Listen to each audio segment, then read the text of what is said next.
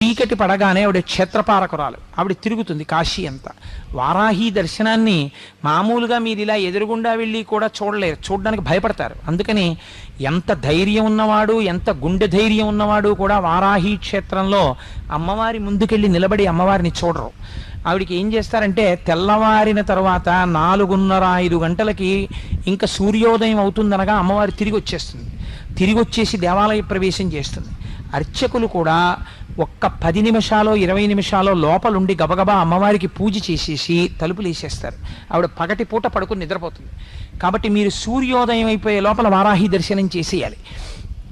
వారాహి దేవాలయం పైకి వెడితే స్లాబ్కి కన్నాలు ఉంటాయి, ఒక 4-5 కన్నాలు.